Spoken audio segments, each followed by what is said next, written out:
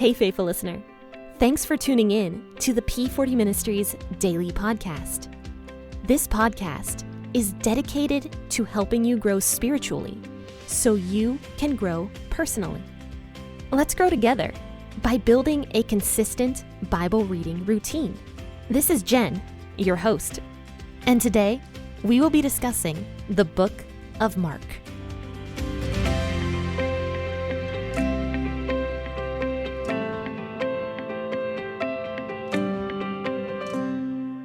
Happy Tuesday, faithful listeners. This is Jen with the P40 Ministries podcast. Thank you so much for tuning in this morning. Well, it might not be morning where you're listening from. I know a lot of people from Europe have started tuning into the podcast, so thank you so much to Switzerland, England, Belgium, Spain for tuning into the P40 Ministries podcast. I hope that you guys are really enjoying the episodes that I am doing, but also thank you to Texas. Texas is one of my largest listening states. So thank you to Texas and also to Ohio as well for tuning in to the podcast. But friends and faithful listeners, let's go ahead and discuss Mark chapter 2, verses 23 through 28. This portion of scripture is all about the Sabbath day. So let's go ahead and talk about this. I will be reading at the WEB version of the Bible this morning. He was going on the Sabbath day through the grain fields, and his disciples began as they went to pluck the ears of grain. The Pharisees said to him, "Behold, why do they do that which is not lawful on the Sabbath day?" He said to them, "Did you never read what David did when he had need and was hungry, he and those who were with him? How he entered into God's house at the time of Abiathar, the high priest, and how he ate the showbread, which is not lawful to eat except for the priests, and gave also to those who were with him. He said to them, The Sabbath was made for man, not man for the Sabbath. Therefore the Son of Man is Lord even of the Sabbath." So this is actually the second time we have talked about this part of Scripture, because Matthew also talks about this story in the Bible. Almost the exact same story, how he and the other disciples were going around with Jesus and how they were plucking the ears of grain, so the tops of the grain, and they were eating it. You know, Matthew also describes this same story in the book of Matthew. So I actually went back and decided to listen to that episode to see what I had to say back then, because sometimes everything gets all muddied. When I talk about the Bible, I kind of forget what I've talked about a little bit. So I went back and listened to it, and I think I have some new insights now than I did back when we talked about this in Matthew. I think it was Matthew chapter 12, verses 1 through 14. Yeah, Matthew 12, 1 through 14. But anyway, so once again, Mark is talking about this story. So it says that Jesus was walking around on the Sabbath day, and they were going through the grain fields, and his disciples started plucking the heads of grain off of the grains, obviously, to eat them. And I don't know, have you ever had just plain heads of grain? I've never had it, but it doesn't sound very good to me. But they were probably very hungry, and since they were going through this field, it was okay by the Jewish law for travelers to go through, to use their hands to basically pick off little pieces of grain and stuff and eat them. So that was okay. This was not considered stealing, and anybody that had a big giant grain field or cornfield or whatever they grew back then, it was okay for people to go through and to pick some of that produce for themselves. People would have expected that. That was not considered stealing. And anybody that had a big field would have expected travelers to do this. So Jesus and his disciples are clearly traveling on the Sabbath day, and the disciples start to get hungry, so they're eating the heads of grain. So it says that some Pharisees encountered them, and Pharisees were abundant. There was a lot of Pharisees back then. There weren't just a couple of them. There were a lot. So they all probably knew who Jesus was. And since they saw Jesus traveling with his disciples, a couple of them come up to him and they ask him, they're like, "Why are your disciples doing this? This is wrong. They shouldn't be doing all this stuff on the Sabbath day," which is kind of funny because God invented the Sabbath day. Like, it was God's invention. So the fact that they're trying to school Jesus on how the Sabbath should be run is just hilarious to me. That's preposterous. But they have no clue. They don't care or believe that Jesus is the Messiah, that he is God's son, but they're trying to teach Jesus how to celebrate the Sabbath day. So they're trying to school Jesus, but instead they get schooled because Jesus says to them, he's like, "Did you never read what David did when he had need and was hungry? He and those who are with him."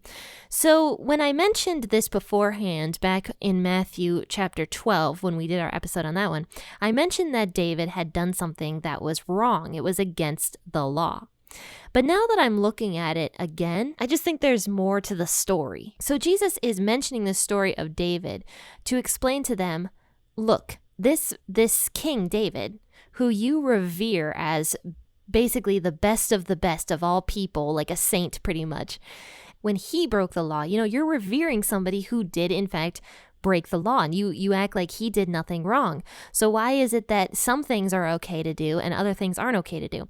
So Jesus is explaining that to the Pharisees, but also, and this is where I'm saying that I might have been wrong when I talked about this back in Matthew chapter 12. I think what Jesus is saying here with this story of David is also that if a person has a need, it is above a religious tradition. These Pharisees had so many stupid traditions on the Sabbath day that they weren't allowing people to get what they need.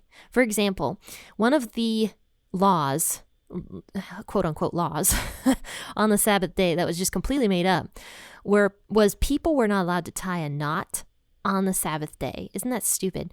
So people couldn't go out and get water because it was unlawful for them to tie the rope to the bucket. How dumb is that? That is so stupid. And these were the kind of laws that the Pharisees were putting on the people. These just grievously horrid laws that, a person couldn't go out and get water because they couldn't tie a knot on the Sabbath day. I mean, imagine if somebody was sick in your household and they had a fever and it was hot outside. You would need that water from the well.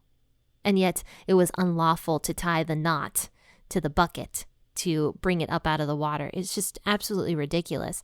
So those were the kinds of laws that the Pharisees put on the people. They weren't at all what God had said to do on the Sabbath day. And yet they were just causing these burdens to be put on these people.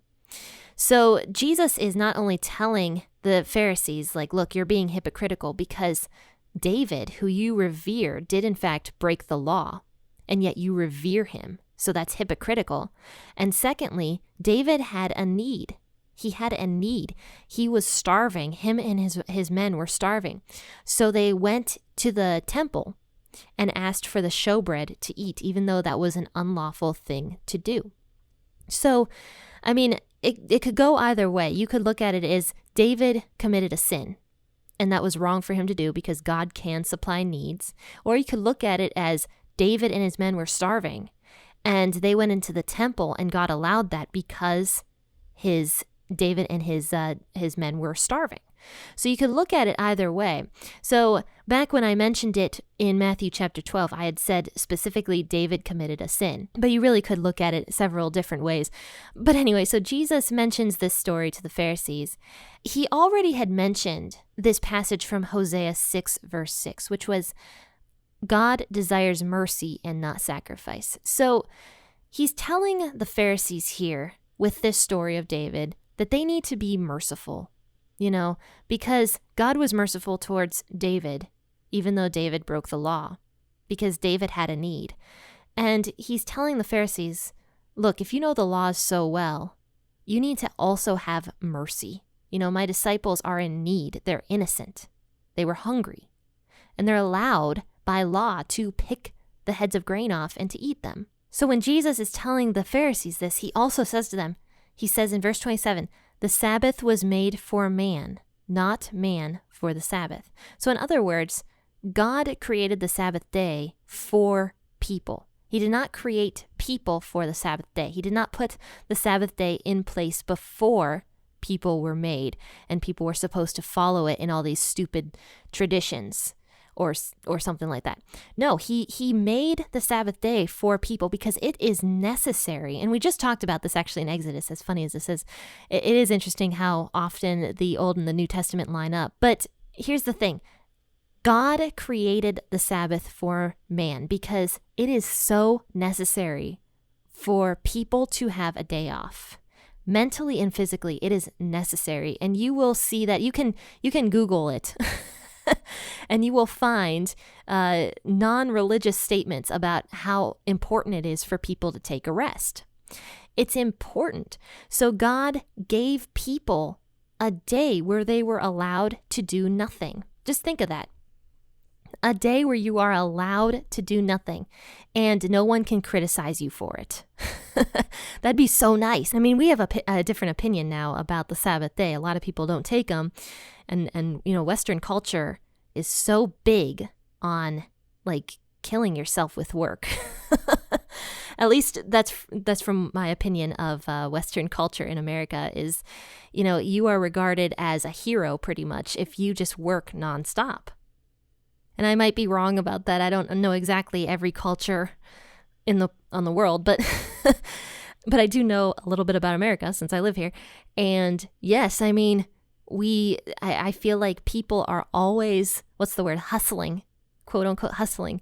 That is regarded as heroic pretty much when you have a million jobs and have no time for rest. Busyness is huge in America. So my original point is just imagine being allowed to have a day off, commanded to have a day off, where you can do absolutely nothing and just relax and take a load off and just chill out for a whole day without anybody thinking that you're doing something wrong. And yes, it was also an act of faith. I mean, when you take a Sabbath day, you are putting your faith in God that your work will be done in 6 days instead of 7. So you're putting that faith in God that He is going to help you accomplish your work, even though you take a full 24 hours off from work. So anyway, to conclude this episode, it says in verse 27 and 28, Jesus says, Sabbath was made for man, not man for the Sabbath. So then He pokes at the Pharisees, which is hilarious. I love this here in verse 28. He says, "The Son of Man is Lord of the Sabbath." This would have made the Pharisees infuriated because they were the ones who made the rules about the Sabbath. They believed themselves to be the Lord of the Sabbath since they're the ones that interpreted the scriptures and more like added to the scriptures. So they would have been infuriated that Jesus had said this because Jesus was referring to Himself and Jesus was saying, actually, I'm the one who decides the rules here, not you. So, oh my goodness, they would have been infuriated. In fact, it says in Matthew, I think that's the first time they started plotting His death. I might be wrong about that. They might have tried before, or they might have plotted it before, but I think in Matthew, it does say they go off and they plot Jesus's death after that, which makes a lot of sense because their pride was hurt. Because Jesus was saying, I'm the one that makes the rules here, not you. So friends and faithful listeners, make sure you take a Sabbath day this week. Take some time to rest and relax because that is what God's original design for you is. But friends and faithful listeners, thank you so much for tuning in. Happy listening and God bless.